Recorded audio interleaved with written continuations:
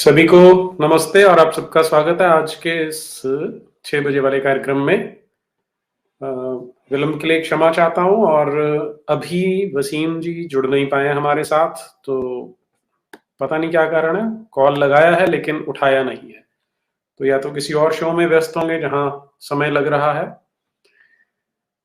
अ, देखते हैं, लेकिन तब तक हम आपस में इंटरेक्ट कर सकते हैं। मुझे कल ही पता लगा था जब यति जी के साथ इनका एक इंटरेक्शन हुआ जिसमें बताया कि मोहम्मद पर एक पुस्तक लिखी है। जी। अ, हम सब प्रतीक्षा कर रहे हैं, वसीम जी जब जुड़ेंगे तो हम इसको आगे कंटिन्यू करते हैं। और मैं देख रहा हूँ कि आप सब लोग इनके बारे में बहुत सारी बातें कह रहे हैं। जी। वेटिंग फॉर पास्ट 10 मिनट्स, जी हाँ, वेट कर रहे हैं, लेकिन संभवतः उनको कोई व्यस्तता आ गई होगी।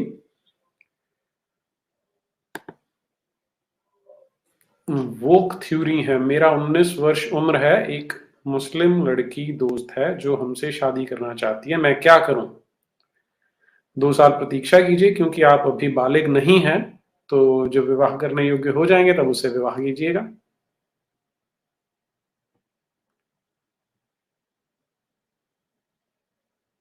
जी।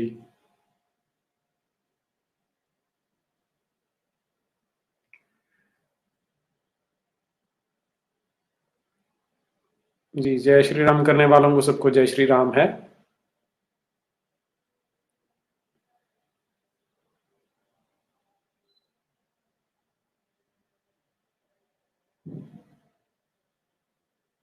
जी। नहीं, अभी हम प्रतीक्षा कर रहे हैं, अभी पहुंचे नहीं है वो।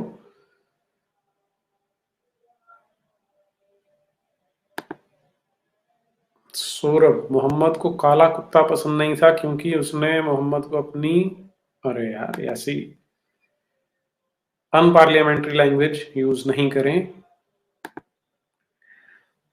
यूनाइटेड हिंदू भारत में 500 से ज्यादा पाकिस्तान बन चुके हैं, जाग जाओ हिंदुओं।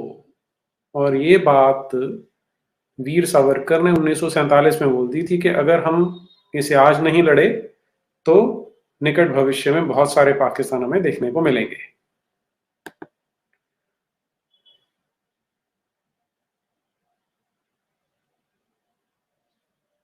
जी। मैं एक बार फिर बता दूं जो लेट जुड़े हैं कि अभी वसीम जी कहीं व्यस्त हैं शायद, क्योंकि फोन नहीं उठाया उन्होंने, तो हम उनकी प्रतीक्षा कर रहे हैं। आप में से लोग सुझाव दे रहे हैं फोन लगाने को, तो फोन लगा चुका हूं, उठाया नहीं है उन्होंने।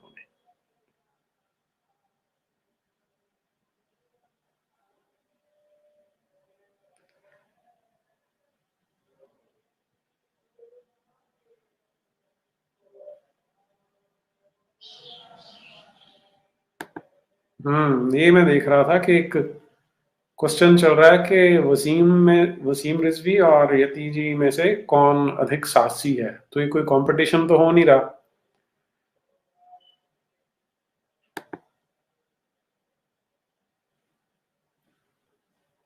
जी।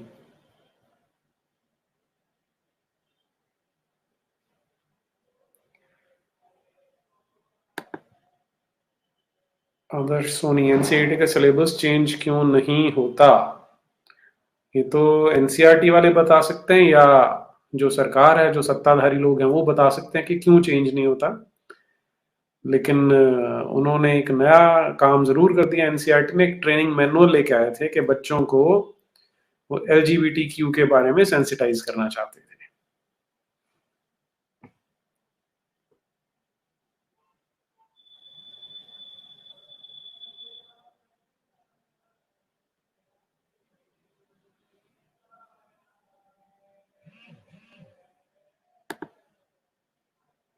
हिंदुत्व प्राइड, मैं भी कुरान और हदीस पे किताब लिखने की सोच रहा हूँ, लेकिन कैसे करूं? मैं 18 साल का हूं, तो क्या हुआ? किताब लिखने के लिए कोई आयु नहीं होती है, आप लिख सकते हैं। इसके लिए कोई एलिजिबिलिटी नहीं होती।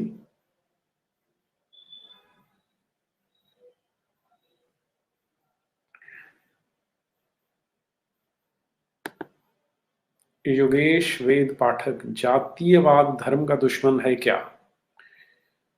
जातीयवाद आपकी अपनी एक जाति है, उसको आप सम्मान करते हैं, उसमें कोई आपत्ति नहीं है, लेकिन यदि आप उसके आधार पर किसी को हीन मानने लग जाते हैं कि उसका जन्म एक किसी दूसरी जाति में हो, तो वो गलत है। उसके नाम पर भेदभाव जो है वो बुरी बात है, और वो धर्म का शत्रु, वो एक्चुअली वो धर्म नहीं है, वो अधर्म हो जाएगा फिर।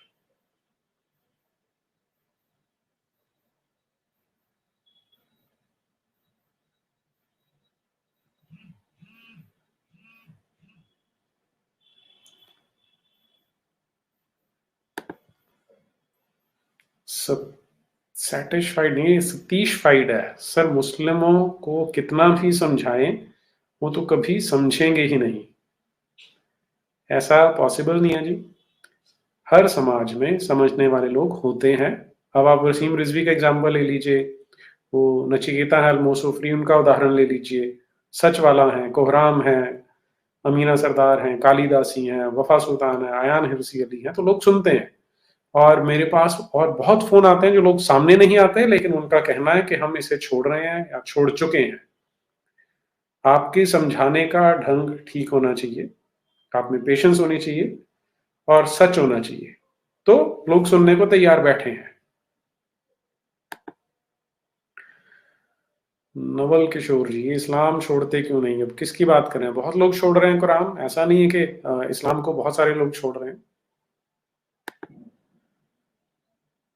पुनीत सहाय, नीरज जी आप सनातन धर्म के लिए बहुत ही शुभ कार्य कर रहे हैं, ईश्वर आपको स्वस्थ और प्रसन्न रखे। जी बहुत बहुत धन्यवाद पुनीत जी।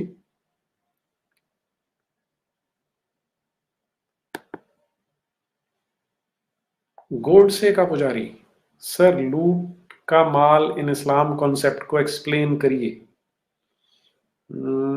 इससे आपने अगर समझना है तो मेरी जो Islam and Mohammad for Dummies वाली सीरीज है, उसे आप देखिए। उसमें बहुत विस्तार से बताया गया है कि किस तरह से लूट के माल को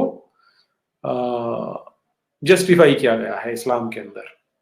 उसे माले गनीमत और अनफाल कहते हैं। अरबी भाषा का शब्द है अनफाल, जिसका अर्थ होता है वॉर बूटी या लूट का माल। और वो पूरे का पूरा जो चैप्टर है, 8वीं जो सूरा है अनफाल नाम की कुरान में, वो इसी विषय पर है।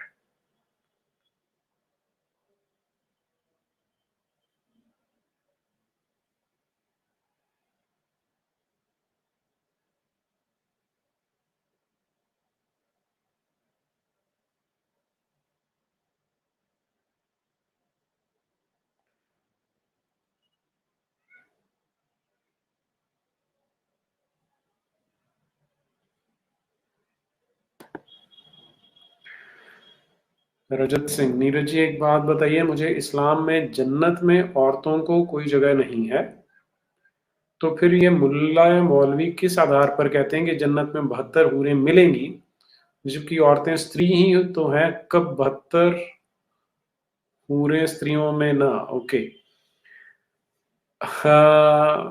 कोई मौलवी उत्तर देगा तो अच्छा रहेगा, लेकिन आपको ये समझ लेना चाहिए कि जो मोहम्मदवाद है, उसमें क्योंकि उन्होंने एक गिरोह बनाना था, गिरोह में पुरुष होने थे, तो पुरुषों को लुभाने के लिए इस तरह की कॉन्सेप्ट तैयार की गई है। उसमें अगर आप लॉजिक ढूंढने जाएंगे तो समस्या हो जाएगी।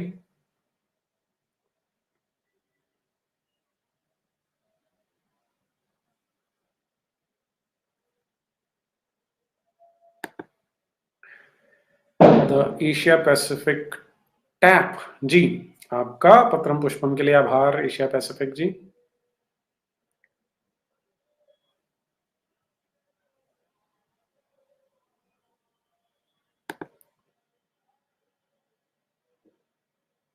ठीक है क्या सर, क्या आपने विज्ञान दर्शन चैनल देखा है? नहीं जी, मैंने नहीं देखा है ये चैनल, क्षमा चाहता हूँ।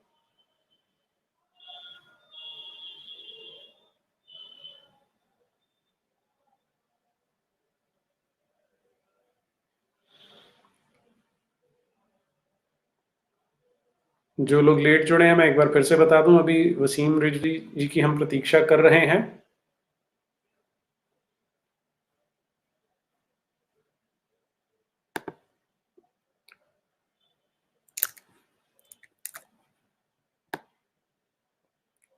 अल्ट्रा विंग्स, ये डिस्प्ले पे क्यों नहीं आ रहा इनका मैसेज?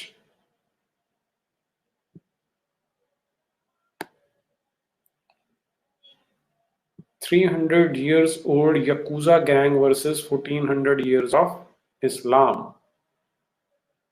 ये यकूजा गैंग क्या है मुझे पता नहीं है जी, आपको बताना पड़ेगा।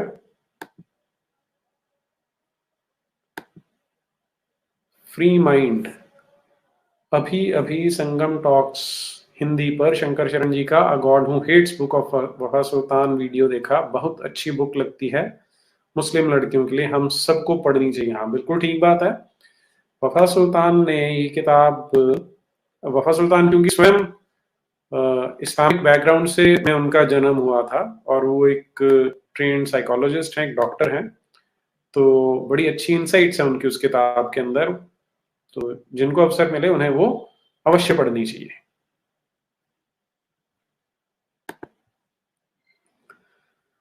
सत्यनारायण जी, नमस्ते sir, earlier I used to send by UPI, later I joined.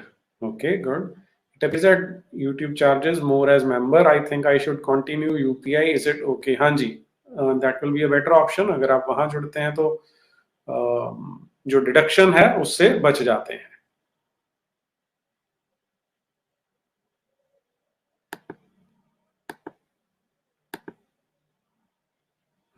ये अब डिस्प्ले हुआ है। 300 years old यकूजा गैंग, ये अल्ट्रा विंग्स आपको बताना पड़ेगा यकूजा गैंग क्या है, मुझे नहीं पता, मैंने पहली बार सुना है इसे।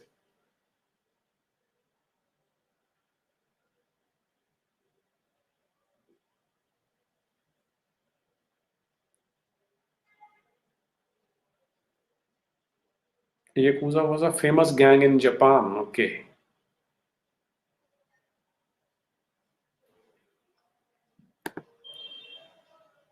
It's the oldest crime syndicate in Japan and also in world and still active. अच्छा, ये वो एक मैंने मूवी देखी थी जिसमें कुछ लोग एफबीआई वाले ट्रैक करना शुरू करते हैं कि एक फिक्स अमाउंट ऑफ उस समय सोना लिया करते थे। आप उसी की बात कर रहे हैं क्या? ये वही वाली चीज है क्या? आई don't no.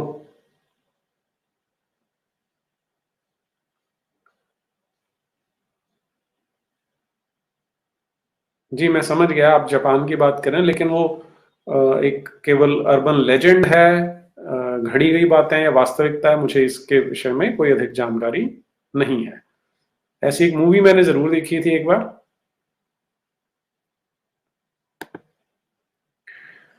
Russian Meg, sir तहर्रुश गेमिया का हदीस अवेलेबल है क्या? इसका उल्लेख कुरान में है? तहर्रुश गमिया पे मैंने एक लाइव उनके साथ किया था, अंकुर आर्य जी के साथ, तो उनके चैनल पे आप देख सकते हैं, आपको मिलेगा। इसमें मैंने बताया था कि डायरेक्टली ऐसा कहीं नहीं लिखा हुआ, लेकिन आप उसको कुरान में से भी समझ सकते हैं कि वो किस तरह से इस चीज की बात कर रहे हैं। अगर आप देखेंगे जो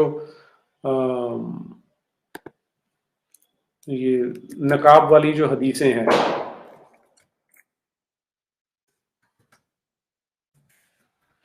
तो वो आपको स्थापित कर देती हैं कि ये तहरुश गेमिया के पीछे का क्या ऑब्जेक्टिव है।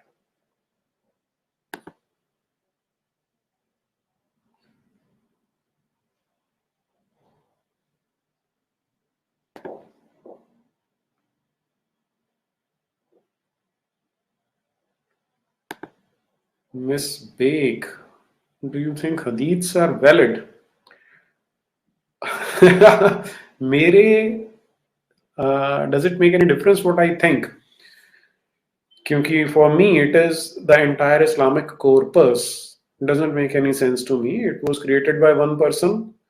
तो लेकिन मेरी जो थिंकिंग है उसकी वहां कोई वैल्यू नहीं है ना, तो जो इस्लामिक स्कॉलर समझते हैं, जो आम मुसलमानों को पट्टी पढ़ाई जाती है, उसमें वो वैलिड है। There is hardly anything we can do about it.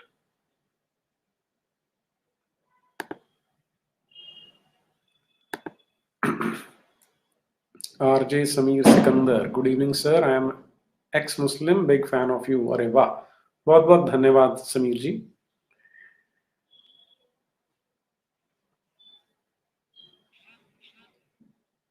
एक बार फिर से ट्राई करते हैं हम वसीम रिजवी जी को।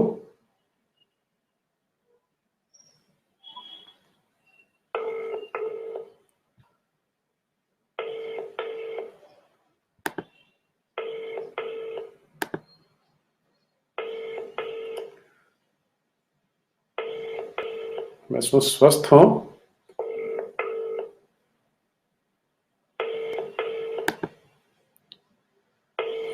योग उत्तम सर केवीटी टीम को जानते हैं आप? जी हाँ, जानता हूँ जी।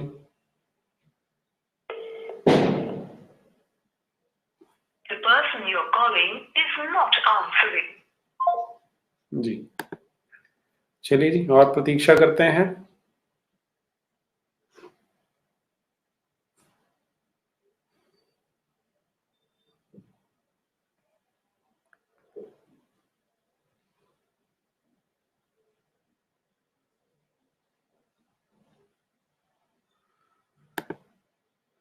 हर्ष साहू, नीरज जी, मोहम्मद के बारे में यहूदी और ईसाइयों ने क्यों कुछ नहीं लिखा? सबसे ज्यादा अत्याचार तो यहूदियों के ऊपर ही हुए हैं। 1400 साल पहले किसी ने मोहम्मद के बारे में किताब क्यों नहीं लिखी? देखिए, इस पर अभी चर्चा हो रही है, बातें चल रही हैं। कुछ लोगों का ऐसा कहना है कि मोहम्मद नाम का कोई व्यक्ति कभी एग्जिस्ट नहीं करता था, इसे बाद में क्रिएट किया गया है। तो उसके बारे में कब क्रिएट किया और किसने क्रिएट किया, अलग अलग थ्योरीज हैं अभी। तो जब तक एक बिल्कुल क्लियर कट स्टैंड नहीं आ जाता तब तक इस पर कहना कठिन होगा।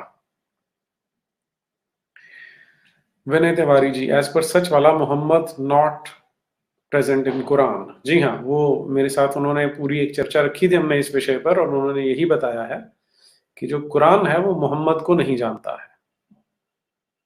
और उसमें अगर आप प्लेलिस्ट पे जाएंगे तो आपको सच वाला जी के साथ वो पूरे का पूरा डिस्कशन देखने को मिल जाएगा। जिन लोगों ने नहीं देखा है वो अवश्य देखें।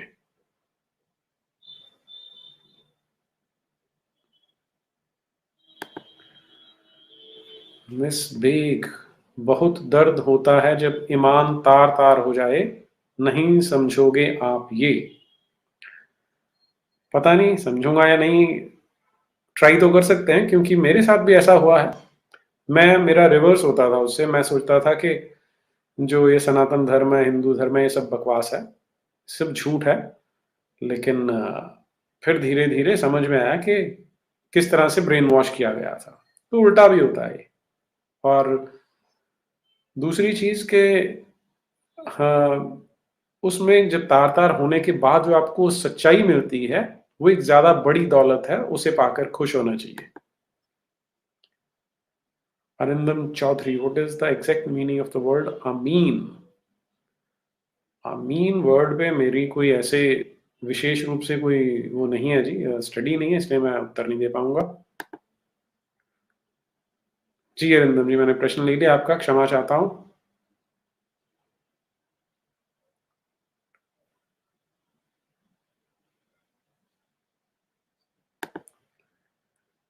Sanjay Majumdar, history of Quran is very dicey and you are exposing it, is it not dangerous? पहले आपने कहा कुरान की हिस्ट्री इज वेरी डाइसी, उसमें मैं सहमत हूँ। इज इट नॉट डेंजरस, इससे भी सहमत हूँ। लेकिन ये हमारा दुर्भाग्य है कि कहने को हम एक डेमोक्रेटिक देश में रहते हैं जहां पर एक रूल ऑफ लॉ चलना चाहिए, लेकिन फिर भी डेंजरस है क्योंकि गुंडागर्दी चलती रही है। लेकिन समय आ गया, अब इसका परिवर्तन हो जाएगा। इस्तिंजा खान, इस्तिंजा जी, इस्तिंजा आपको भी।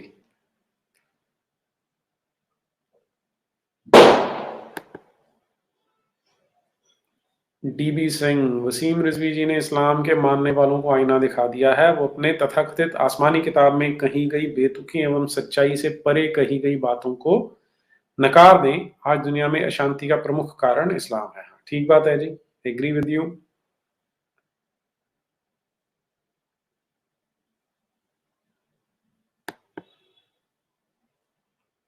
क्रिएशन, नीरज जी आप प्लीज विज्ञान यान, विज्ञान यान आई साइंटिफिक साइंस पे भी काम करवाइए, मजा आएगा। ठीक है जी, प्लीज सर। बाकी आप मेरे प्रिय यूट्यूबर हैं जी, बहुत बहुत धन्यवाद जी आपका। और मुझे ये समझ में आया कि आप जो एंशिएंट साइंस एंड टेक्नोलॉजी की बात कर रहे हैं, उस पे थोड़ा-थोड़ा काम किया है, लेकिन अभी इतना नहीं है कि उस पे हम कोई विशेष चर्चा कर पाएँ।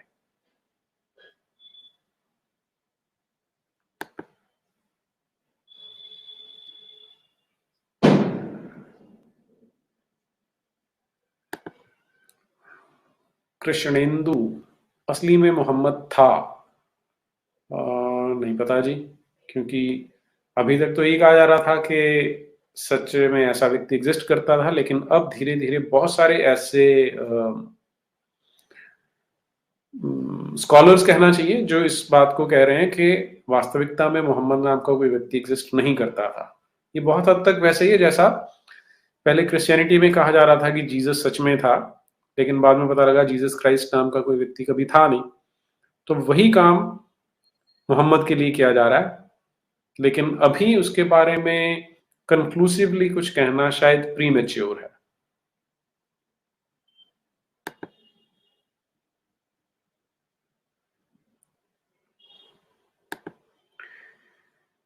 Yes, nobody. Sir Wasim Rizvi कहाँ है? जी, हम उनकी प्रतीक्षा कर रहे हैं, संभवतः कहीं वो अटक गए होंगे, क्योंकि हम भी वेट कर रहे हैं उनका। Rohit Subramaniam, sir please invite Mufti Hamdard, you can connect with him via Facebook और यूट्यूब। अच्छा जी, मैंने नाम पहली बार सुना है, तो अगर कोई फोन वगैरह ऐसा कुछ आपके पास संपर्क है तो दीजिए, कर सकते हैं। यूट्यूब और फेसबुक पता नहीं, कई मैक्सिमम लोग उस पर रिस्पॉन्ड नहीं करते हैं।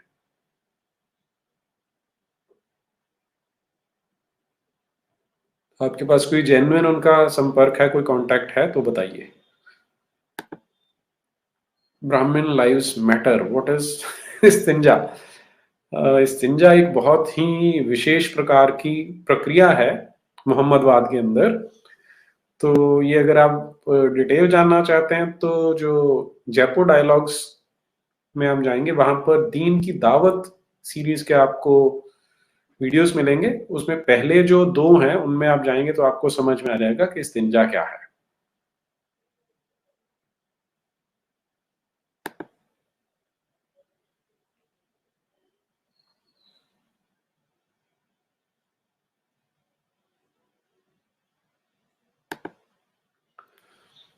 रजत सिंह, नीरज इस्लाम में औरतों को बुर्का क्या इसलिए पहना जाता है कि आदमी तो है 60 साल का, औरत है 10 साल की, कहीं उसकी औरत की नजर किसी जवान आदमी से नहीं लड़ जाए?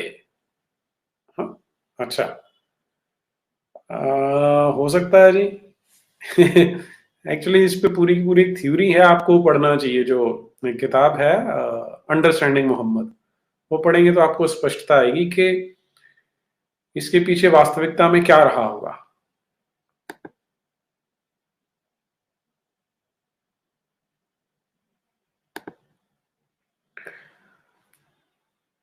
राम टू मारो, सर एक क्वेश्चन है बट आउट ऑफ कॉन्टेक्स्ट है।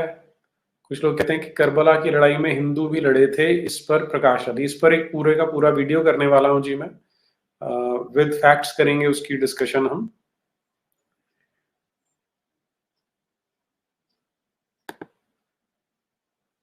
वाई, रंगीला रसूल किताब है किस बारे में? एक व्यक्ति था आज से लगभग 1400 साल पहले, जिसका नाम मोहम्मद बिन अब्दुल्ला था। उसने एक रिलीजन स्टार्ट किया था जिसे इस्लाम कहते हैं। तो वो मोहम्मद बिन अब्दुल्ला के जीवन की जो घटनाएं हैं, जो सत्य घटनाएं हैं, उन पर आधारित है रंगीला रसूल किताब। नाम थोड़ा सा चटपटा लग सकता है, लेकिन अंदर जो कंटेंट है वो मेरा ऐसा मानना है कि बहुत हद तक तथ्यात्मक है। रोहित सिंह चौहान जी, हिंदी में कुरान बांटनी चाहिए हिंदू मुस्लिम दोनों को? हाँ बिल्कुल बांटनी चाहिए जी, जिसको जिसके वश में अवश्य बांटनी चाहिए। मैंने इसीलिए जो सीरीज बनाई है Islam and Mohammad for dummies, वो इसीलिए बनाई थी कि सबको पता चले कि इसकी वास्तविकता क्या है। तो it's a very good idea, Quran बांटना चाहिए, लेकिन उसमें एक जो टेक्निकल थोड़ी सी इशू आता है, टेक्निकल नहीं कहना चाहिए, लिटरल आता है, कि कुरान को समझना बिना कॉन्टेक्स्ट के या बिना मोहम्मद की जीवनी के बहुत कठिन है। इसलिए अकेली कुरान से बात नहीं बनती। या तो अगर आप बांटें, उसे एनोटेट करके बांटें, लोगों को बताएं कि कहाँ पर क्या चीजें हैं। अन्यथा लोगों को समझ में नहीं आता है। Rohit Subramanya, will Wasim Rizvi show up today on your show और विल ही बैक आउट होना चाहिए था? I don't know. देखिए, उन्होंने कहा तो था आएंगे, लेकिन अभी कॉल नहीं उठाया है, तो जस्ट लेट मी सी। व्हाट्सएप पे उन्होंने सुबह उनको जो मैसेज डाले थे वो सारे देखे हैं उन्होंने, और उसके बाद उनसे चर्चा नहीं हुई। लेकिन ऐसा आज तक नहीं हुआ कि किसी ने कमिट किया हो और वो ना आया हो, तो it will be a first time अगर ऐसा होता है। तो हम एक बार फिर से वसीम जी को ट्राई कर लेते हैं।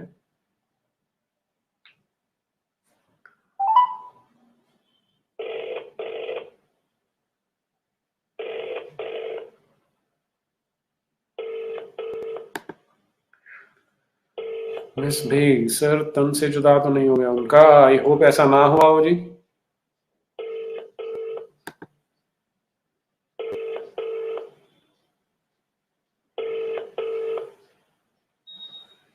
हेलो। नमस्ते जी। नमस्कार। वसीम जी वेट कर रहे हैं आपका लाइव के लिए। हेलो। हाँ जी वसीम जी वेट कर रहे हैं लाइव के लिए, आपका 6 बजे का समय था। भूल गए क्या?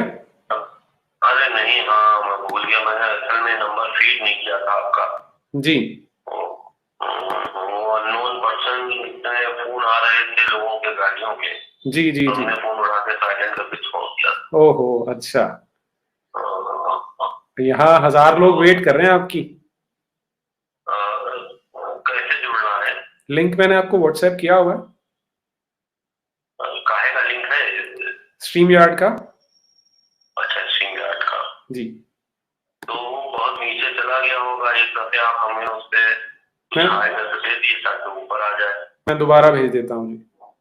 हाँ जी बस मैं 10 मिनट दिए मुझे। जी। चलिए जी, बात हो गई है वसीम जी से, तो जुड़ते हैं फिर से।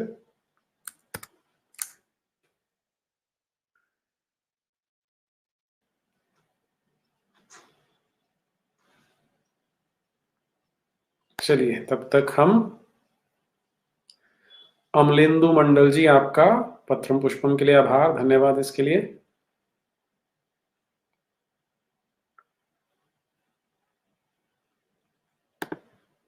Curious monk, we will wait, no problem जी, absolutely we'll be waiting.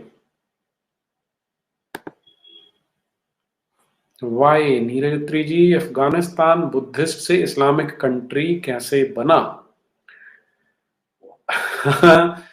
Taliban वहां पे क्या कर रहा है आप देख सकते हैं। यही काम बहुत बड़े स्तर पर, जो पूरे का पूरा अफगानिस्तान है, जो पूरे का पूरा मिडल ईस्ट है, वहां पर यही काम किया गया था, मार कर काट कर उन्हें बनाया गया था।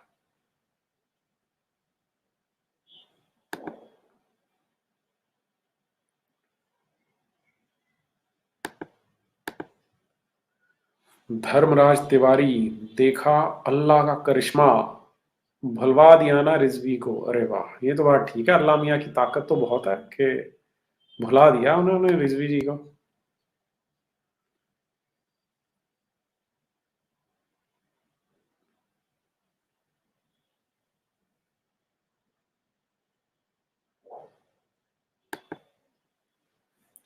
इस्लाम विरोधी बिकॉज ऑफ अहिंसा principle of Buddhism. Partially correct है जो आप कह रहे हैं, उस बात में बहुत सार तो है उसके अंदर।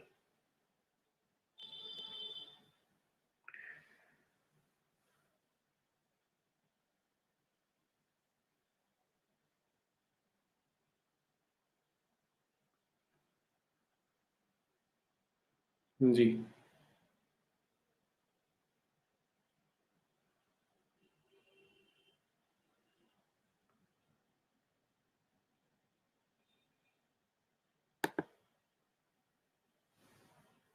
सर, हुवर हुसैनी ब्राह्मण्स, मैंने कहा ना इस पे एक अलग से डेडिकेटेड वीडियो करेंगे हम, हुसैनी ब्राह्मणों का वाला जो विषय है, इसी पे करेंगे चर्चा एक दिन। लेकिन तथ्यों के साथ करेंगे।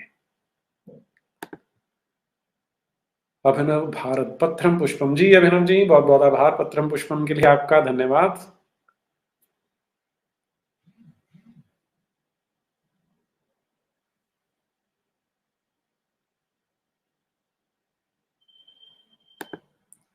सत्येंद्र कुमार सिंह, भाई अभी using the word Muslim instead of Mohammedan, force of habit, आदत की बात है जी, अभ्यास हो गया मुस्लिम बोलने का, इसलिए मोहम्मदन बोलना छूट गया, धीरे धीरे वापस हो जाएगा।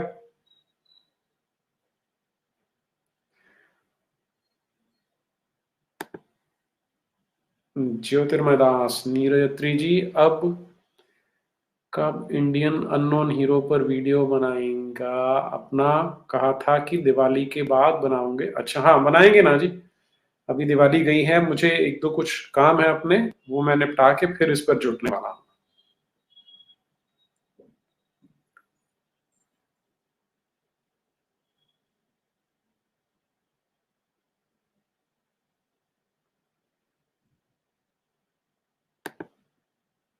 अर्तिंदर सिंह, इस्लाम छोड़ो इंसान बनो जिहादियो, हाँ ये बहुत अच्छी कॉल है अर्तिंदर जी, सब जगह पे देनी चाहिए तो हमें।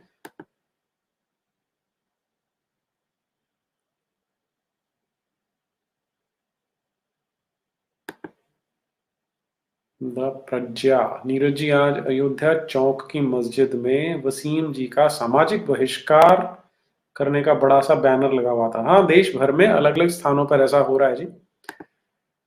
यही जो मैंने पहले कहा था कि पिछले 75 साल से गुंडागर्दी को प्रमोट किया गया था, तो अब गुंडों को ये लगने लग गया है कि उनकी गुंडागर्दी लेजिटिमेट है। जब तक उन्हें पुलिस के डंडे का, रूल ऑफ लॉ का डर वापस नहीं बैठेगा, तब तक ये गुंडागर्दी चलती रहेगी। H K Agnihotri, sir how can I purchase Shri Wasim book Muhammad? अभी आएंगे वसीम जी, तो उनसे पूछिएगा ये प्रश्न, बताएंगे वो कि कैसे खरीद पाएंगे।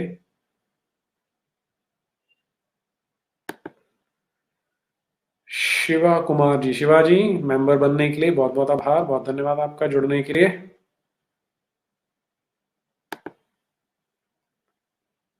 सोनू सोनी, मोहम्मद का दिया 72 हुरों का चूरण ही असली जड़ है। हाँ देखिए कितनी अ, अब आजकल अब क्या होता है कि वो मोटिवेशनल स्पीकर्स आते हैं, वो मोटिवेट करते हैं, 2-4 दिन आदमी मोटिवेट रहता है, फिर वो मोटिवेशन गिर जाती है।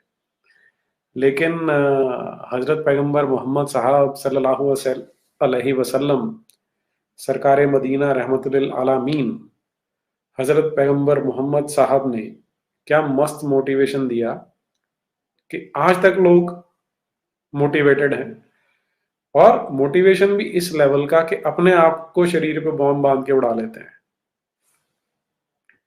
तो मोटिवेशन स्किल तो ये है, एकदम झकास।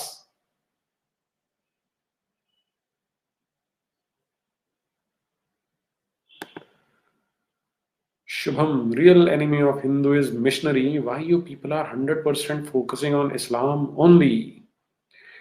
नहीं जी, we are not focusing only on Islam, ये है कि इस्लाम वाला परसेंटेज थोड़ा ज्यादा है, लेकिन आपकी बात ठीक है कि रियल एनिमी, अब रियल तो सारे ही हैं, इस्लाम भी तो है, लेफ्टिस्ट भी हैं। कैनसेक, एक्स मुस्लिम साहिल कुलाही आए थे ना, साहिल हमारे चैनल पे, उनसे बात की है हमने, आपने शायद देखा नहीं, प्लेलिस्ट पे जाइए, देखने को मिलेगा आपको।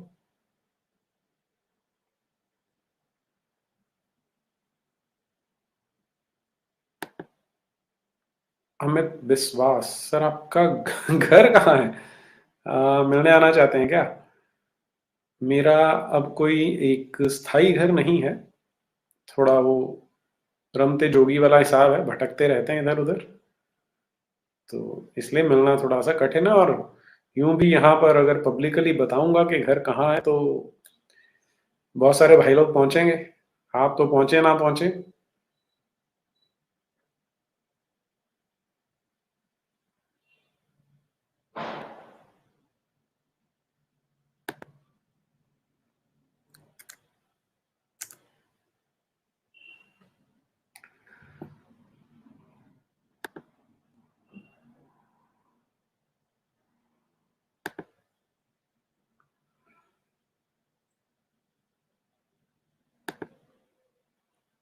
रईस कुमार मोहम्मद साहब दुनिया के सबसे बड़े मोटिवेशनल स्पीकर हैं। है नहीं, थे, अब तो है नहीं वो, लेकिन यही उनकी विशेषता है कि आज मरे हुए भी 1400 वर्ष हो गए लेकिन आज तक मोटिवेशन मिल रही है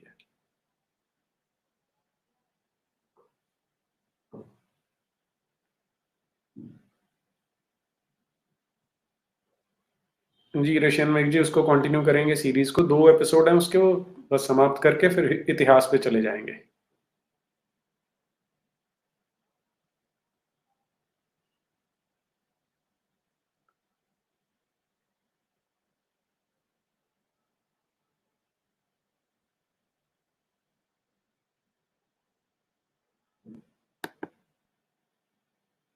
टेक पारा नीरज अत्री सर, वोक और लेफ्टिस्ट में फर्क क्या है? वोक और लेफ्टिस्ट में फर्क क्या है?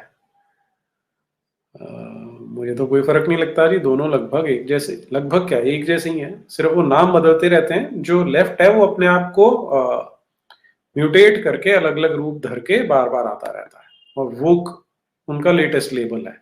कभी वो पोस्ट कॉलोनियल होते हैं, कभी वो पोस्ट ट्रूथ होते हैं, तो अलग अलग नामों से आते हैं। मनोज कुमार जी, सदस्यता ग्रहण करने के लिए, हमसे जुड़ने के लिए बहुत बहुत धन्यवाद आपका।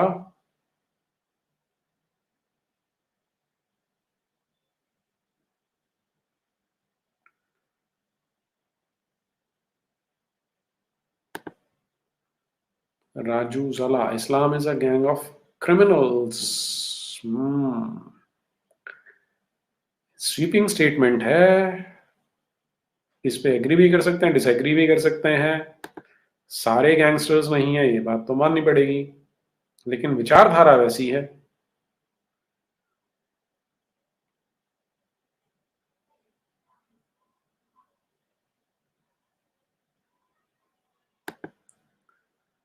Jaswinder ji, sir, is this true that early meaning of Islam was traitor of friends as told by Ram Swaroop जी?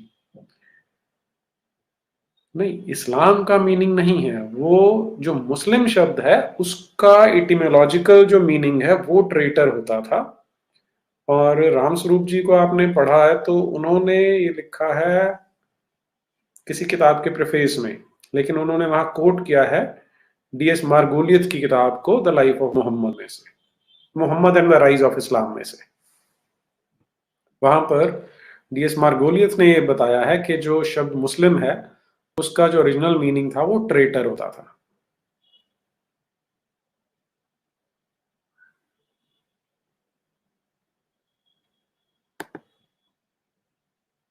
सुलेमानी जलेबियां, रिजवी साहब को इंडियन एक्स मुस्लिम साहिल के चैनल पर बुलाना है, कैसे कांटेक्ट करें उनसे? आपको प्रणाम। आपको भी प्रणाम जी। मैं वसीम जी से बात कर लूंगा और उनसे कांटेक्ट भी करवा दूंगा। एक्स मुस्लिम साहिल का संपर्क है मेरे पास, तो मैं उनसे कनेक्ट करा दूंगा उन्हें।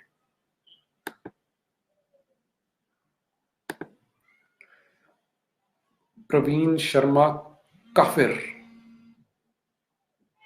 एक मिनट, कॉल आ रही है, मैं जरा सुन लूं उसे।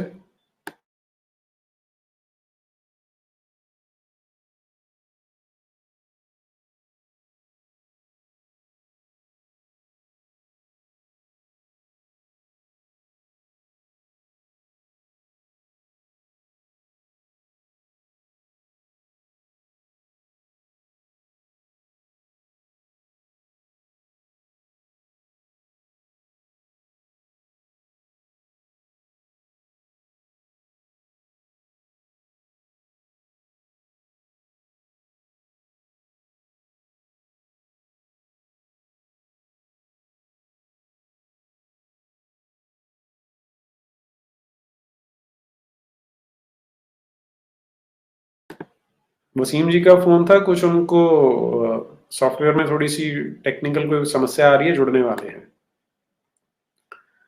सर्वदा सत्य, नीरज जी, मेरा घर आपके पड़ोस में ही है। अरे वाह, बहुत अच्छी बात है जी।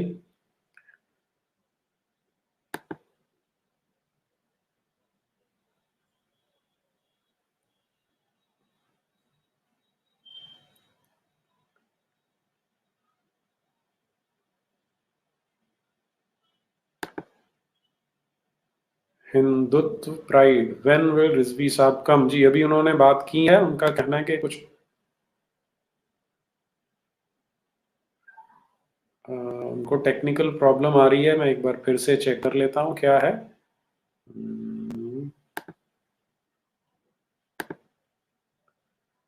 लिंक तो हम ठीक भेज रहे हैं, लेकिन उनका मैसेज आया कि लिंक ओपन नहीं हो रहा है।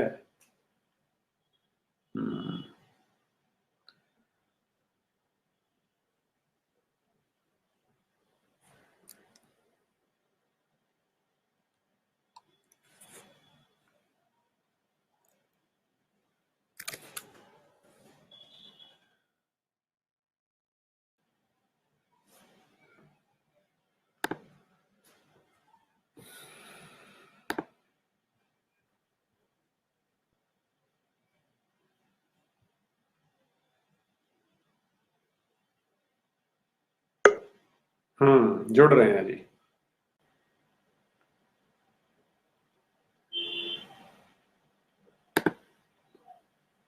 ओ, जुड़े थे, फिर से कट गया।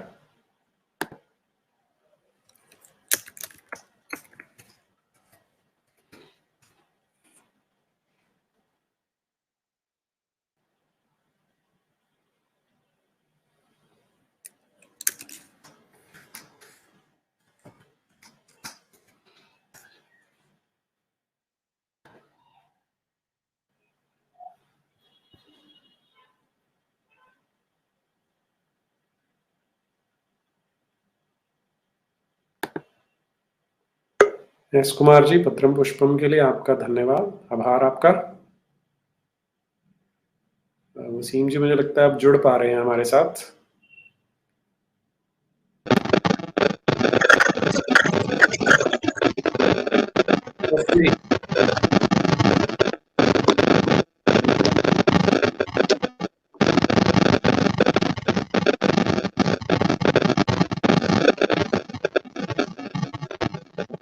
हेलो जी जी, सुन पा रहे हैं मुझे?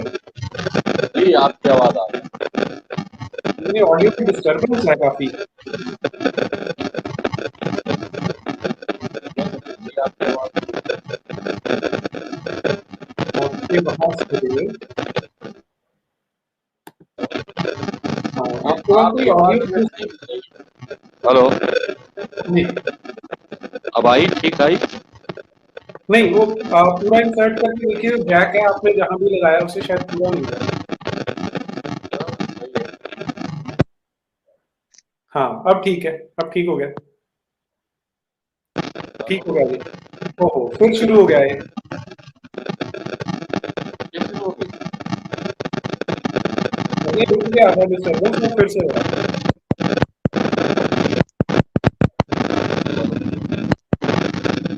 तो हटा दे तो हाँ, अब ठीक है, अब ठीक है। हाँ जी, तो हटाई गई बात कह लेते हैं ना। हाँ जी, अब ठीक है, आवाज ठीक आ रही है आपकी। हाँ तो ठीक है, फिर सीधे ही बात करते हैं।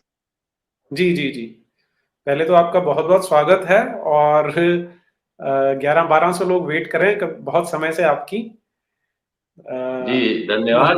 मैं क्षमा चाहता हूँ क्योंकि मैं जरूरी काम से भी था और कुछ काम में फंसा हुआ था, लेट पहुंचा, इसलिए लेट आपसे जुड़ पाया। थैंक यू, माफ जी करें। जी, अ, वसीम जी, हम सीधा स्टार्ट करते हैं कि जी पहले तो आपको एक बार फिर से बहुत बहुत साधुवाद कि आपने ये साहस का काम किया है। और हम समझ पा रहे हैं, जैसे आपकी कॉल भी जो आई थी अभी, आपने बताया कि बहुत उल्टे सीधे कॉल आपको आ रहे हैं, वो आएंगे भी। तो सबसे पहला तो ये जानना चाहते हैं कि ये साहस का सोर्स क्या है, आपका सोर्स ऑफ ये जो ब्रेवरी है वो क्या है?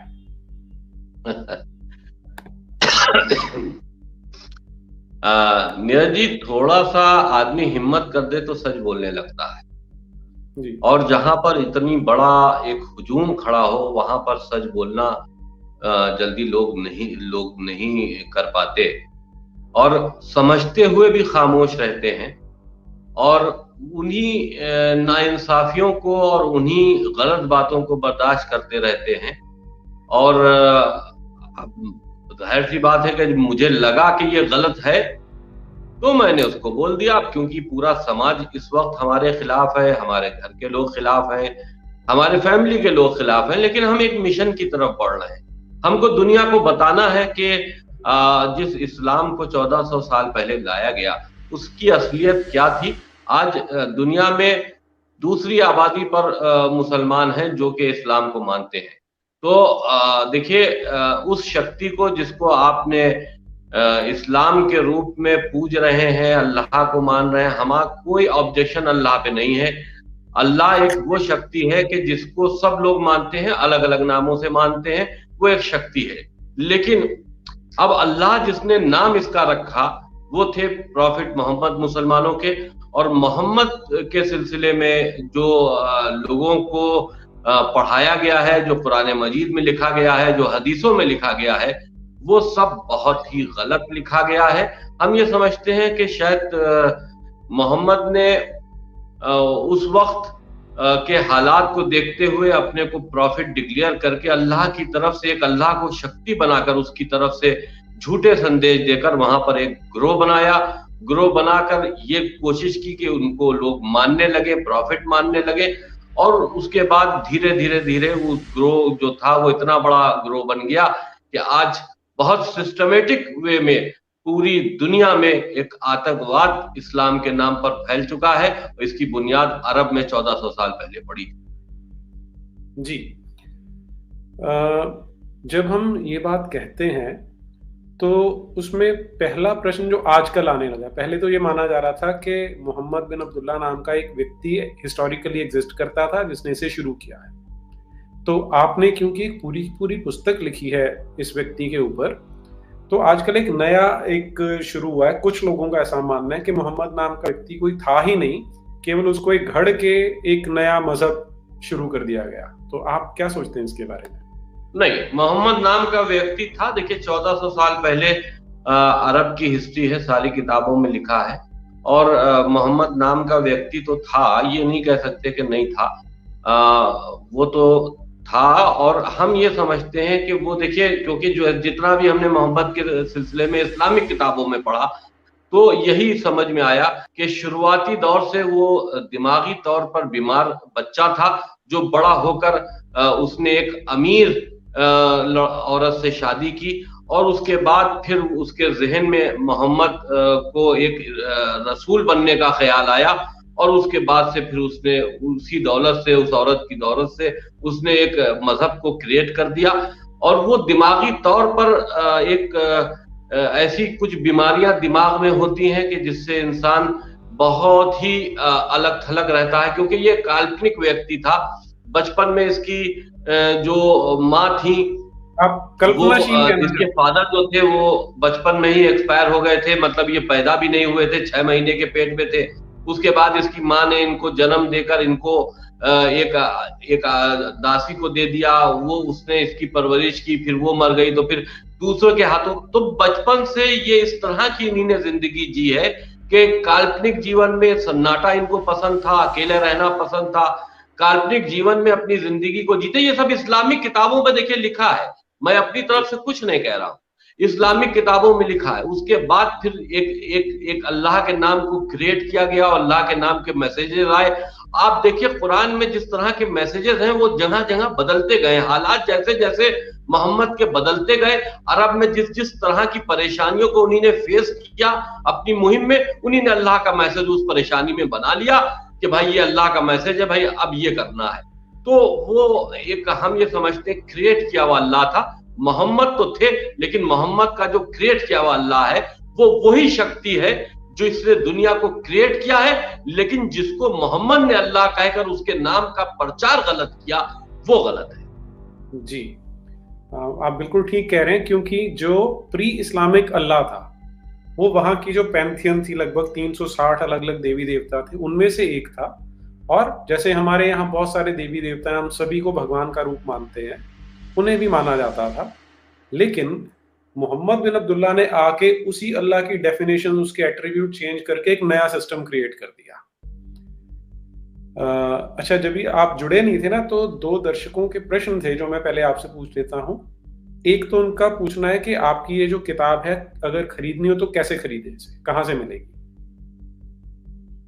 देखिए, इस जहाँ पर किताब का वो चल रहा है, एडवर्टीजमेंट चल रहा है और मेरी बाइट चल रही है, उस पर एक व्हाट्सएप नंबर दिया हुआ है, क्योंकि किताब को मैंने अमेज़न पर देने की कोशिश की और लोगों को देने की कोशिश की। तो लोग इतना भयभीत हैं इस किताब से कि वो उसको जल्दी रख नहीं रहे हैं, अपने माध्यम से उसको बेचना नहीं चाह रहे, अपने माध्यम से लोगों को पहुँचाना नहीं चाह रहे।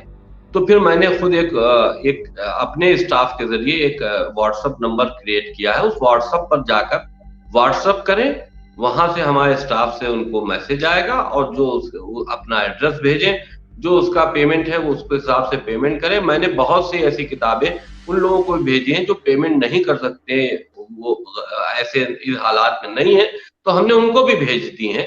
लेकिन जो भी इस किताब के ज़रिए पेमेंट आएगा, वो इसी किताब के प्रचार में खर्च होगा, वो मैं अपनी ज़ाती मफ़ाद में कभी नहीं खर्च करने वाला, और जितना भी पेमेंट इसके बाद इस किताब से बचेगा, वो सब राम मंदिर में दे दिया जाएगा। ये मेरा अपना सोचना है। जी।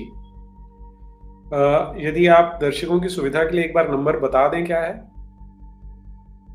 हाँ, मैं 1 मिनट देख के बताता हूँ।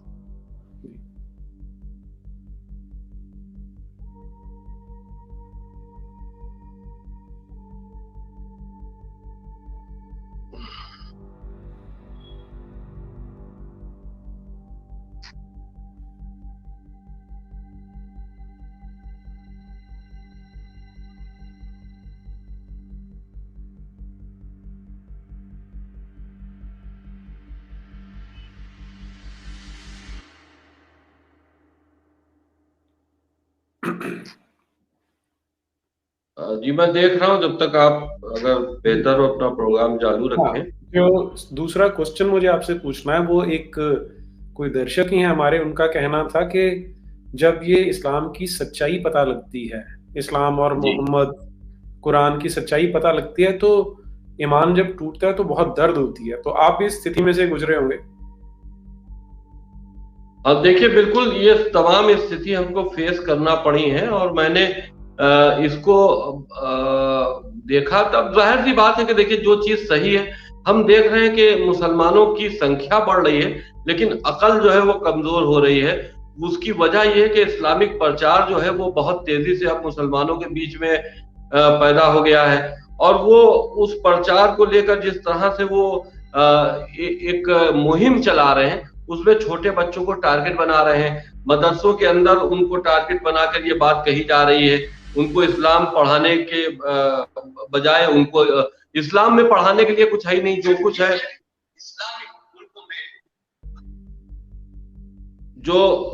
जो उनको पढ़ाने के लिए तो कुछ भी नहीं है।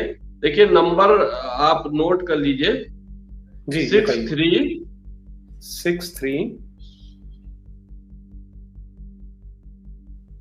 88 88 645 470 470। ये मैंने चैट में डाल दिया यहाँ पर, तो जो दर्शक हैं यहाँ से पुस्तक मंगवा सकते हैं। हाँ, इस पर व्हाट्सएप करके अपना पुस्तक उसको मंगा सकते हैं। तो मैं ये कह रहा था कि देखिए, जरूरत ये है कि बहुत से मुल्कों में और खास करके हिंदुस्तान में भी लोगों को धर्म परिवर्तन कराकर मुसलमान बनाने की एक मुहिम तेज हो गई है। अब जिहादी जो है वो बहुत तेजी से पूरे वर्ल्ड में काम कर रहे हैं। जिहाद के नए नए तरीके हैं। जिहाद लड़के भी हो रहा है, जिहाद समझा कर भी हो रहा है, जिहाद लालच देकर भी हो रहा है। यानी कि उनका मकसद सिर्फ ये है कि मुसलमान बनाओ, और मुसलमान बनाकर ज्यादातर जब तक के ज्यादा से ज्यादा लोग मुसलमान हो जाएं। और यही चीज अरब के जब यहाँ पर मुगल यहाँ पर आए अफगानिस्तान से, और तो उन्हीं ने भी यही किया है। और इस हिंदुस्तान के अंदर इस्लाम इतनी तेजी से बढ़ा, मुगलों के ही जमाने में है, तो जाहिर सी बात है कि वो एक फौज लेकर आए थे, मुसलमान तो लेकर आए नहीं थे। तो जितने मुसलमान आ सकते थे वो आए, बाकी उन्होंने यहाँ के लोगों को मार पीट कर और उनकी हत्याएं करके उनको मुसलमान बनाया। तो वही चीज, तो जिहाद जो है वो कई तरह से होता है। शादी करके भी जिहाद को नाम देते हैं। उनका मतलब ये कि मैंने अगर एक मुसलमान किसी गैर मुसलमान को मुसलमान बना लिया तो हमारी जिंदगी कामयाब हो गई, अल्लाह की निगाह में हमारी अब हमको जन्नत मिलनी ही मिलनी है। तो ये तरह तरह के जो फार्मूले चल रहे हैं, तो इसलिए मुझको इस किताब को लिखना पड़ा कि लोगों तक पहुंचे, जो गैर मुसलमान है वो इसको ज्यादा पढ़े, ताकि वो अपने गैर मुसलमान जो हैं वो अपने समाज में इस बात को बता सके कि कभी भी उन तक कोई आदमी पहुंचे इस्लाम को कबूल करवाने के लिए या किसी भी तरह, तो वो उनको पता चले कि इस्लाम कुछ नहीं है। ये एक वो ग्रुप था जिसको एक आतंक के लिए अरब में पैदा किया गया था, और वो आदमी जो दिमागी तौर से एक बीमार व्यक्ति था, उसने मोहम्मद ने इस इस्लाम को इस तरह से वहां पर क्रिएट किया था। कुरान मजीद में आप तो बहुत आपने काफी तरह का कुरान पढ़ा है, आपने देखा भी, आप जानते भी हैं। तो कुरान मजीद अरब की हिस्ट्री से बाहर नहीं निकला है। जो कुछ उसने वहां देखा बस वही बता दिया। वहां के जो उस वक्त के बेवकूफ लोग थे उनको समझाने के लिए उसने कुरान को अल्लाह का मैसेज बना के देते रहा, और जब उसका एक एम्पायर खड़ा हो गया तो उसमें फिर खलीफा बन गए। उसके बाद वो इस्लाम जो था धीरे धीरे बढ़ता चला गया, उसको इस्लाम का शक्ल दे दिया। तो आप देखिए कि अरब में लोग कौन थे, ज्यादातर तो वो सनातनी धर्म के लोग थे। वो चाहे जिस तरह से भी मूर्ति पूजा कर रहे हो, बहरहाल वो मूर्ति पूजा ही अरब में होती थी। सबके अपने अपने भगवान थे, अपने अपने लोग थे, अवतार थे। वो उनको अल्लाह के नाम से नहीं मानते थे, वो उनको अपने अलग से जिसको वो ईश्वर मान रहे हैं, भगवान मान रहे हैं, या वो शक्ति जिससे वो समझते थे कि इसने हमें पैदा किया है दुनिया में, तो उसका वो अलग अलग नाम रखे हुए थे उन मूर्तियों का। तो उसके बाद सबसे पहला इस्लाम का फंडा ही यही है कि मूर्ति पूजा खत्म करो। तो अरब के अंदर क्योंकि सिवाय मूर्ति पूजा के कुछ और नहीं होता था, किसी और माध्यम से उस शक्ति को पूजा नहीं जाता था, तो उन्हीं ने उस मूर्तियों को तोड़ना शुरू किया, और तोड़कर आज वो मूर्ति पूजा इसीलिए हराम है इस्लाम में। ये इस्लाम में सिर्फ मूर्ति पूजा ही क्यों हराम है? क्योंकि मूर्तियां ही तो तोड़ी है वहां पर। जो उनके भगवान थे, जो उनके ईश्वर थे, जो जिस पर वो आस्था रखते थे, उनको तोड़ा है, और तोड़ के अल्लाह का नाम क्रिएट करके, और ये कह दिया था वो दिखता तो है नहीं, उसके सिर्फ मैसेज हम तक आते हैं, और ये अल्लाह ने मैसेज दिया। जो हम कह रहे हैं वो मान लो, अगर हम नहीं मानोगे तो काफिर। अब लोगों के जिनके जिनके समझ में आया वो आ गए। रात में ये लोग लूटते थे दूसरे जगह, और जो ये लूट कर औरतों को लाते थे और वहां से माल और सामान लेके आते थे, आपस में बांटते थे। इस्लाम का बड़ा होने का फंडा ही यही है अरब के अंदर, कि इस्लाम तब बड़ा हुआ। पहले तो बहुत कम लोग जुड़े थे, लेकिन उसके बाद जब इन ग्रुपों ने रात में हमले करके दूसरी जगह लूटपाट शुरू की, और ये खुश रहने लगे, क्या वहां पर गरीबी ज्यादा थी उस वक्त, वहां ना सोना था ना पेट्रोल था, जाहिर सी बात है कि वहां मेहनत मजदूरी करते थे। तो लोगों ने देखा कि मोहम्मद का गुट तो बहुत अच्छा है, अच्छे कपड़े भी पहन रहा है, अच्छी तरह से खा भी रहा है, तो वो ज्यादा लोग इसमें शामिल होते गए, मोहम्मद से बैत करते गए, मोहम्मद के अल्लाह को मानते गए। तो वो उनका फंडे यही था कि लूटो और इसको अल्लाह की तरफ से तोहफा मान के आपस में बांट लो। तो उस वक्त तो इस हिसाब से इस्लाम फैला, आज भी उसी हिसाब से इस्लाम, उस वक्त भी एक इस्लाम को फैलने की वजह यही थी कि लालच के तहत लोग जुड़े थे, और उसके बाद फिर वो बढ़ता चला गया। आज भी वही चीजें हो रही हैं। तो इसलिए इस किताब को लिखना बहुत जरूरी था, फैक्ट सामने लाना बहुत जरूरी था, और ये बड़ा मुश्किल काम था। जिस मुश्किलों से इस वक्त हम गुजर रहे हैं, हम जानते हैं कि हम मतलब किसी भी तरह से सेफ नहीं है। ठीक है, कोई बात नहीं, हम मौत से नहीं डरते, वो एक अलग इशू है, मौत कब तक आनी है आ जाए। हम अपना मिशन पूरा एक तरह से कर चुके हैं, एक असलियत लिख चुके हैं, किताबी शक्ल में लोगों तक पहुंचा चुके हैं, और हम ये समझते हैं कि ये किताब जो हमने लिख दी है, ये लोग हमसे बाहर मुल्कों में भी मांग रहे हैं, लाइब्रेरी में रखने के लिए मांग रहे हैं। तो अब ये एक सुरक्षित जगह पर पहुंच जाएगी, और लोग आज नहीं 100 साल के बाद इस्लाम की जब असलियत उनके सामने आएगी, और यही इस्लाम जिसको वो आज बहुत अच्छा इस्लाम कह रहे हैं, यही इस्लाम जिसको वो कह रहे हैं शांति का मजहब है, यही इस्लाम जिसको वो कहते हैं साहब हमने कभी किसी के लिए ज़्यादती नहीं करते, इसी इस्लाम से जरिए वो इतना खून खराबा करेंगे। आप देखिएगा, इसी इस्लाम के जरिए एक अति हो जाएगी खून खराबे की, और उसके बाद फिर जो इस्लाम को मानने वाले लोग हैं वो खुद इस्लाम से घृणा करेंगे, इस्लाम से दूर भागेंगे, क्योंकि रिजल्ट्स इसके अच्छे नहीं होने वाले। जिस तरह से एक मुहिम, इंटरनेशनल मुहिम चल रही है, जो ऑर्गेनाइजेशंस, जो आतंकी ऑर्गेनाइजेशंस है, जो अब हिंदुस्तान के अंदर भी आ चुकी है, वो एक बड़े खून खराबे की तैयारी कर रही है। हम ये जानते हैं कि पहला खून खराबा तो हिंदुओं के साथ में हो सकता है, लेकिन उसके बाद फिर ये इस्लाम के मानने वाले खुद समझेंगे कि हमने बहुत गलत किया और ये भागेंगे दूसरे मजहबों की तरफ। फिर ये भूल समझेंगे कि रसूल ने तुम्हारे साथ क्या किया था, जिसको तुम रसूल मान रहे थे तो वो तो फ्रॉड था।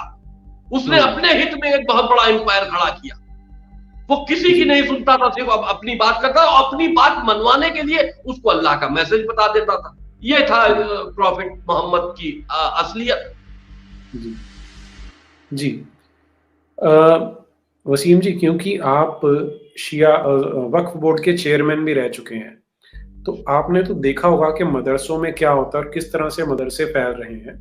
हालांकि आपने इस बात की ओर इशारा किया भी है, लेकिन ये जब हम कल्पना करते हैं कि उन बच्चों को क्या सिखाया जा रहा है, तो जब वो बड़े होंगे, मान लीजिए आज से 5 साल बाद, 10 साल बाद, ये जब लोग निकलेंगे तो एक सिविल वॉर जैसी सिचुएशन क्रिएट हो सकती है। जाहिर सी बात है, देखिए मदरसे जो हैं, मैं आज से नहीं कई सालों से इस बात को चिल्ला रहा हूं कि मदरसे, प्राइमरी मदरसे कम से कम बंद। मदरसे एक बहुत बड़ा माध्यम है बच्चों के जहनों को खराब करने का, और बहुत बड़ा माध्यम है इस्लामिक जहर उनके अंदर उतारने का। तो मदरसों को तो बंद होना चाहिए।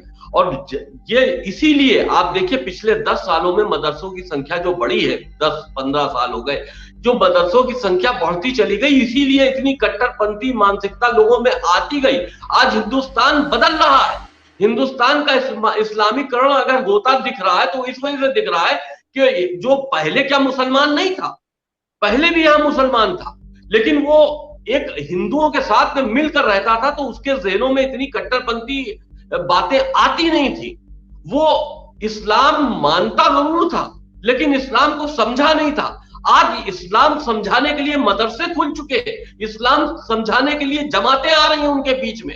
अब उनके अंदर ये बात पैदा हो रही है कि हिंदू काफिर हैं, हिंदुओं का कत्ल होना चाहिए, हिंदुस्तान पे हमारा कब्जा होना चाहिए। ये सारी जो मुहिम चल रही है, ये भाई आप कैसे किसी दूसरे, यहां पर सनातन धर्म के लोग रहते हैं, आप उनकी अगर हत्या करने की साजिश कर रहे हो, आप उनके लिए अगर के जिस तरह का गेम खेला जा रहा है, संख्या बढ़ाने की कोशिश की जा रही है। हमने बहुत सी जगहों पर ऐसी बात कही कि जहां कोई भी ये कहा जाता है कि बच्चे कम पैदा करो, हमारे मुल्ला निकलकर बाहर आ जाते हैं कि साहब बच्चे क्यों कम पैदा किए जाए, अल्लाह का देन है। तो आप ये बताओ, जब तुम हर चीज रसूल की जो रसूल करते थे उसको तुम सुन्नत मानते हो, तो रसूल ने 13 शादियां की और एक बच्चा हुआ, तो भाई इसको भी सुन्नत मान लो, एक बच्चा पैदा करो ना। जब रसूल की एक लड़की थी और 13 शादियां थी, तो शादियां तो छोड़ो, तुम कर सकते हो तो कर लेना, ना कर पाओ ना करना, लेकिन बच्चा तो एक ही था रसूल का, तो तुम रसूल के नाम, रसूल की सुन्नत इसको भी मान लो। लेकिन बच्चा पैदा करने के लिए सुन्नत पर तुम अमल नहीं करोगे, क्योंकि एक मिशन है, हमें एक तादाद बनानी है, एक फौज बनानी है, हिंदुस्तान पर कब्जा करना है, हिंदुओं का कत्ल आम करना है। और जहां जहां मेजॉरिटी में मुसलमान होता है, आप देखिए वहां पर कब्जे हुए हैं। कश्मीर आपके हाथ से गया, कश्मीर से हिंदुओं को निकाला गया। केरल में क्या हुआ हिंदुओं के साथ में, वहां मेजॉरिटी ज्यादा।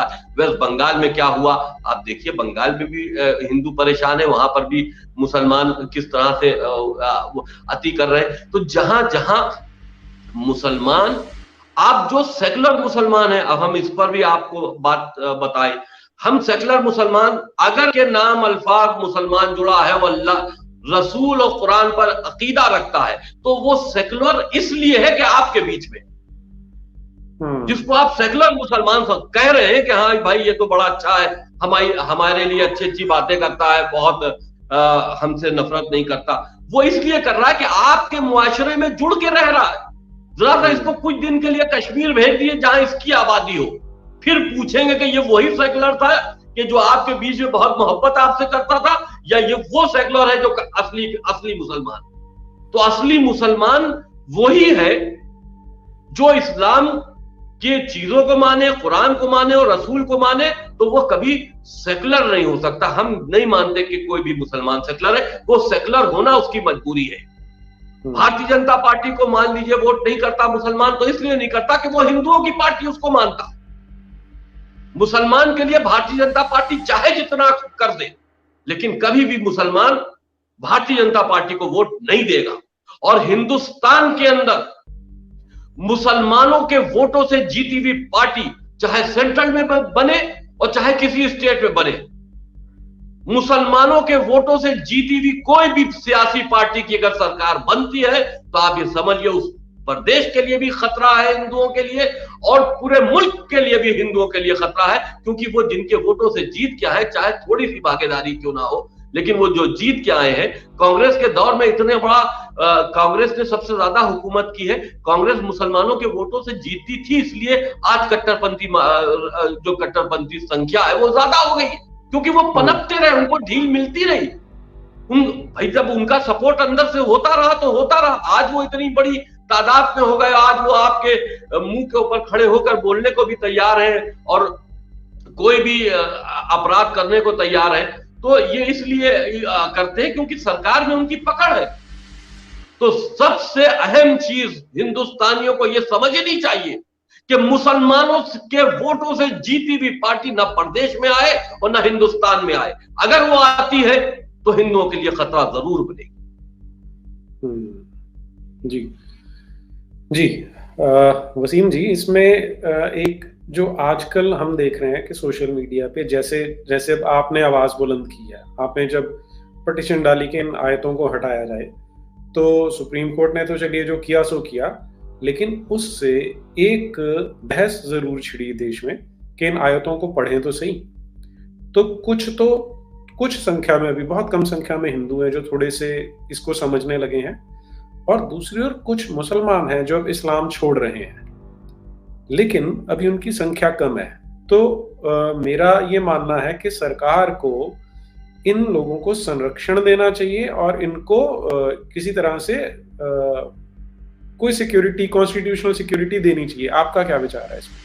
बिल्कुल, जो लोग इस्लाम को छोड़ के जाते हैं और इस्लाम के बारे में अगर खुलकर बोलने को तैयार हैं, तो बिल्कुल सरकार की जिम्मेदारी है, क्योंकि वो एक बड़ी मुहिम में एक इंसानियत के लिए लड़ाई लड़ रहे हैं। हम नहीं, अगर कोई भी व्यक्ति अगर इंसानियत की बात करता है और उसके साथ में ये जो वहशी दरिंदे मुसलमान जो जिनको कहा जाता है, वो उनके साथ में मारपीट या उनके साथ में उनकी हत्या करने की साजिश करते हैं। देखिए एक ये भी होता है कि मान लीजिए किसी ने इस्लाम छोड़ दिया या कोई इस्लाम के जो असलियत है वो बयान करने लगा, तो ये उसको मारने की इसलिए कोशिश करते हैं कि जैसे अब इस वक्त हमारे साथ में चल रहा है कि हमको मारना है, हमारी हत्या करना है, सर काटना है, या जो भी मिशन हमारे साथ में इस वक्त चल रहा है, तो वो सिर्फ इसलिए चल रहा है कि वो इस्लाम को क्योंकि हमने जो भी बात कही है वो बिल्कुल ओपनली बात कह दी, जो इस्लाम में अंदर है वो हमने कह दिया। अब वो उसको क्योंकि उसका जवाब नहीं दे सकते, तो वो मेरा मुंह बंद करने की कोशिश कर रहे हैं, मेरी गर्दन काट देना या मुझे शूट कर देना। तो वो इसलिए करना चाहते हैं कि आने वाले और कुछ सालों बाद कोई दूसरा वसीम रिजवी ना पैदा होने पाए, इस अंजाम से डर जाए कि वसीम रिजवी एक ऐसा व्यक्ति था जिसने इस्लाम की असलियत खोलने की कोशिश की थी, लेकिन उसको मार दिया गया, इस बुरी तरह से मारा गया कि वो उसका सबक दूसरे लोगों पर पड़े। तो यही चीजें हमेशा होती रही हैं। तो बहरहाल वो चाहे कुछ भी हो, हम अपने हिसाब से तैयार हैं। हमें मालूम है कि 99% हमारी मौत किसी हादसे में होनी है, हमको ये जरूर मारेंगे, लेकिन हम उनके इस डर से चुप नहीं हो सकते, क्योंकि हम एक मिशन की तरह काम कर रहे हैं, हम अपने हिंदुस्तान के लिए काम कर रहे हैं, हम दुनिया में इंसानियत के लिए काम कर रहे हैं। तो इंसानियत के खिलाफ आवाज अगर उठानी है तो असलियत बोलनी होगी, इंसानियत के लिए अगर आवाज उठानी है तो असलियत बोलनी होगी, और असलियत बोलोगे तो जाहिर सी बात है कि सख्त जरूर लगेगी, अल्फाज कड़वे होंगे, लोगों को बुरे लगेंगे। तो वो हम दुनिया में तन्हा क्यों ना बचे मुसलमानों के बीच में, कि हम एक अकेली आवाज हो, लेकिन हम उस अकेली आवाज पर ही अपने जोर देते रहेंगे। हम कभी भी पूरी दुनिया के मुसलमानों से डरने वाले नहीं हैं, चाहे हशर जो भी। जी, आपकी वीरता को बहुत बहुत नमन। ये बताइए कि जो आपने कहा कि मदरसों को बंद करने की आपने बात की थी, जो कि बिल्कुल एक कॉमन सेंस, बिल्कुल लॉजिकल सॉल्यूशन है कि जब आपको एक बार पता लग जाए, आज से 20 साल पहले, 30 साल पहले हम मान लेते हैं कि सोशल मीडिया नहीं था, इंटरनेट नहीं था, तो लोगों को, आम लोगों को इस्लाम की वास्तविकता पता नहीं थी। पर अब जब आपको पता है कि इस तालीम से किस तरह के लोग तैयार होंगे अगर वो यहीं पढ़ रहे हैं, विशेष रूप से मदरसों में जो पढ़ रहे हैं, पहले जैसा आपने बिल्कुल ठीक बात बोली, आपका एनालिसिस एकदम परफेक्ट है कि कांग्रेस ने इनको पोषित किया, रडार के नीचे नीचे ये बढ़ते जा रहे थे और इस ओर किसी का ध्यान नहीं गया। लेकिन अब ध्यान चला गया है और बिल्कुल कॉमन सेंस की बात है कि जो बच्चा इस चीजों को पढ़ के बड़ा होगा वो हत्यारा बनेगा, वो काफिर विरोधी होगा, वो एक जुनूनी जैसा हो सकता है, वो जिहादी निकलेगा। तो इनको बंद करना, मदरसों को बंद करना एक बिल्कुल लॉजिकल सॉल्यूशन है। तो इसमें आपको विरोध देखने को मिला जब आपने कहा कि बंद किए गए? नहीं, देखिए मेरी तो हर बात का विरोध होता है। जिस वक्त मैंने मदरसों को बंद करने की बात कही तो तभी क्योंकि नेपाल बॉर्डर से इतने मदरसे सटे हुए थे जहां पर हमको ये पता चला था कि दाऊद के गुर्गे वहां रहते हैं और वहां पर उनको पनाह दी जाती है, वहां से मूवमेंट होता है। तो मैं तो खुद गया था वहां पर मदरसों को, कुछ मदरसों पे हमने खुद ताला लगाया था जो हमारी संपत्ति पे थे। लेकिन उसके बाद फिर उसका नतीजा ये हुआ कि हमको फोन पर धमकी मिली दाऊद की तरफ से, उनके किसी गुर्गे ने धमकी दी नेपाल से, और उसके बाद फिर वो 5 शूटर दाऊद के हमें मारने आए जो कि वहां दिल्ली में पकड़े गए। क्राइम ब्रांच ने उनको दिल्ली की पकड़ा, दुबई से उनको इस बात की खबर मिली थी इंटरपोल के जरिए कि हमको मारने के लिए लोग आ रहे हैं, तो उनको असलहों के साथ में पकड़ा। उसमें एक हरियाणा का था, एक बॉम्बे का था, 2 बुलंदशहर के थे। तो इस तरह से कई लोग पकड़े भी गए। तो जाहिर सी बात है कि देखिए जब हमने मदरसों के बारे में बोला तो इसीलिए हमने ये बात कही कि भाई मदरसे, देखिए आप बुनियाद खत्म कर दीजिएगा।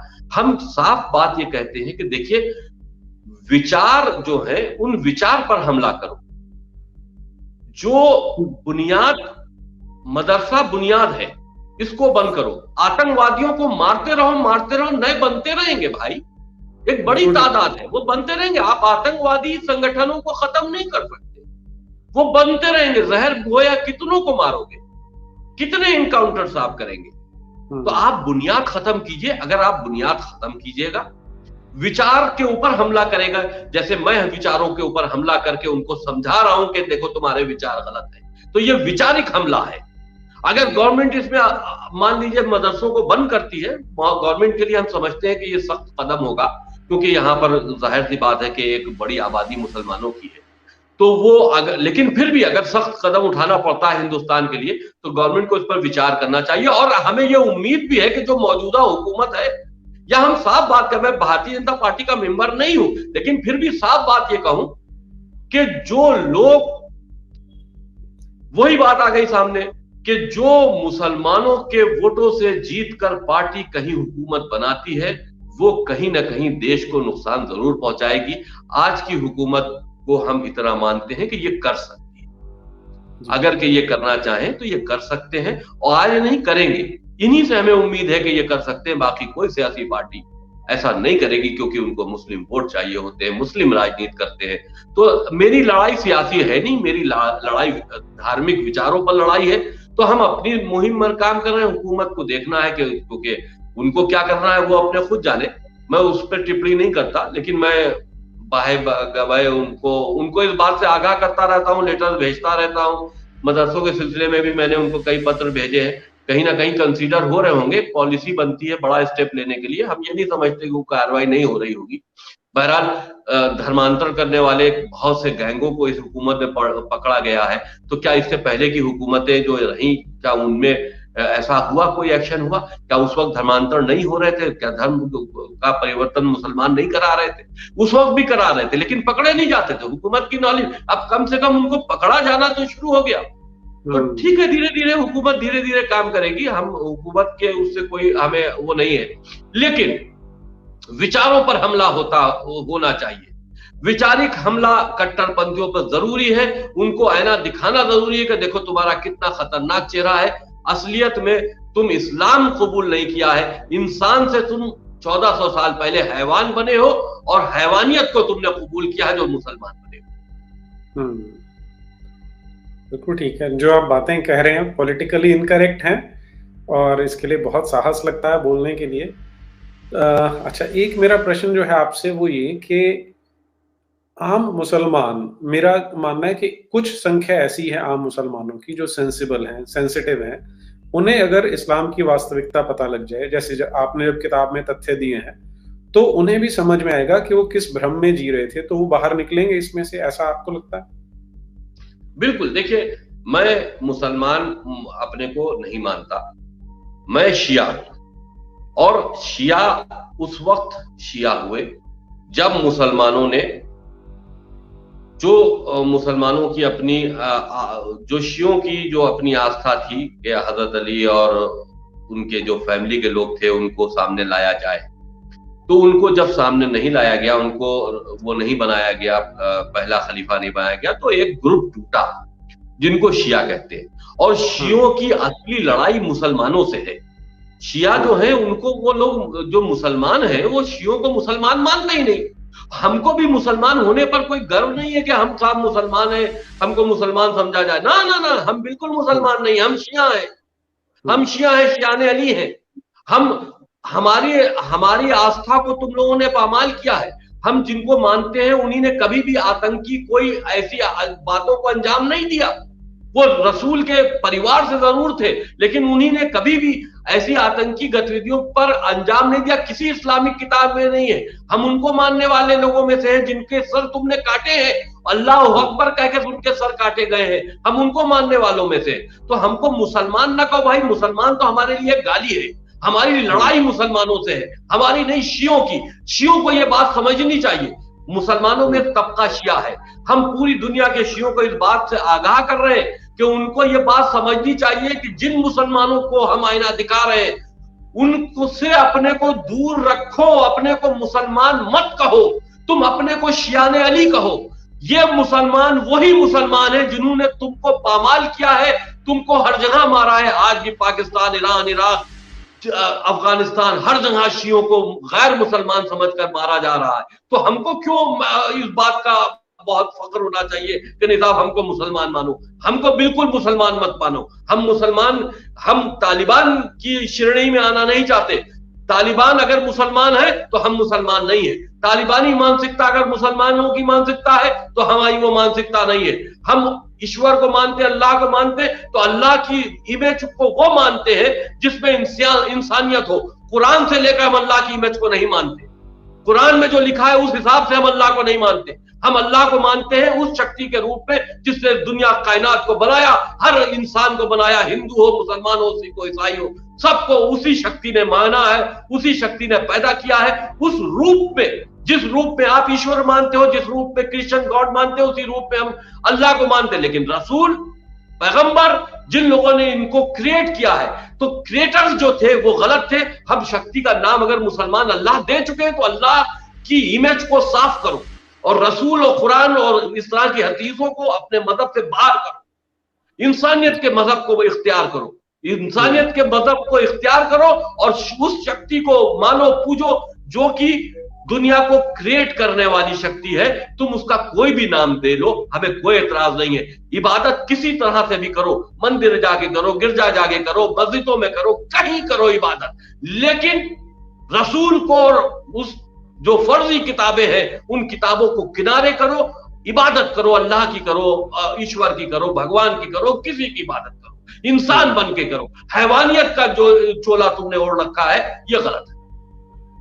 जी, आपकी बातों से मुझे ध्यान आया, एक और लड़का है जिसे सन ऑफ हमास कहते हैं नॉर्मली, हसन मुसाब यूसुफ। उसका कहना है कि आप ये तंजीमें खत्म करते रहेंगे जो इस्लाम के नाम पे बनती हैं, लेकिन जो सबसे बड़ा टेररिस्ट है वो वाला गॉड है जो कुरान के अंदर बैठा है। तो जब तक उसे नहीं निपटेंगे तब तक जो संसार है वो तो मेरा यही तो कहना है ना कि आप गॉड का कोई नाम रख सकते हो, जो दुनिया का बनाने वाला है वो एक ही शक्ति है। ये कोई, इस पर तो कोई किसी धर्म के किसी भी इंसान का कोई विवाद नहीं है कि शक्ति कई है, एक शक्ति है, सब अपनी अपनी तरह से मान रहे हैं। तुम भी उसको अल्लाह कहकर मान सकते हो, मानो, लेकिन ये जो कुरान में जो रूप अल्लाह का दिया हुआ है उस रूप में ना मानो। मोहम्मद ने जो रूप दिया है उस रूप पे ना मानो, मोहम्मद को छोड़ो, कुरान को छोड़ो, इंसान बन के अल्लाह को मानो, सब कुछ ठीक हो जाएगा। जी बिल्कुल ठीक बात है। वसीम भाई, आपकी जो साहस है, जो वीरता है, उसको मैं कोटि कोटि नमन कर रहा हूँ। अच्छा, दर्शकों के प्रश्न आए हैं मेरे पास, लेकिन मेरी एक व्यवस्था है कि 7:30 बजे मेरा एक दूसरा स्ट्रीम है जो किसी और के चैनल पे, अपने पे होता तो मैं उसको स्थगित कर सकता था। तो क्योंकि अभी भी लगभग 2500 दर्शक जुड़े हुए हैं, तो क्या आप हमें कल का समय दे पाएंगे ताकि हम ये चर्चा दोबारा आगे कंटिन्यू कर सकें? हाँ, कल शाम को रख लीजिए। नहीं, कल शाम को 6 बजे मेरा एक है, तो शाम को 9 बजे रख लीजिए। कल 9 बजे? हाँ, 9 बजे से रख लीजिए, 6 9 बजे बजे मेरा है। ठीक है जी, क्योंकि दर्शकों के प्रश्न भी छूट गए और आपसे भी तो बहुत सारी बातें जाननी है, लेकिन हमारी तो भगवान से प्रार्थना है कि आप सुरक्षित रहें, बहुत लंबी आयु हो आपकी, क्योंकि ये युद्ध हमें बहुत आगे तक लड़ना है। इसके लिए आपका बहुत सभी दर्शकों की ओर से आपका बहुत धन्यवाद, और हमारी मनोकामनाएं आपके साथ हैं, हमारी शुभ जो चिंताएं हैं वो भी आपके साथ हैं। जी शुक्रिया, धन्यवाद। तो दर्शकों, मैं क्षमा चाहता हूँ, आज मेरी 7:30 बजे एक और चैनल पे स्ट्रीम है। कल 9 बजे हम वसीम जी से फिर से जुड़ेंगे, और जो आज प्रश्न आपके छूट गए उन्हें कल मैं लूंगा। तब तक के लिए अनुमति दीजिए। भारत माता की जय। वंदे मातरम।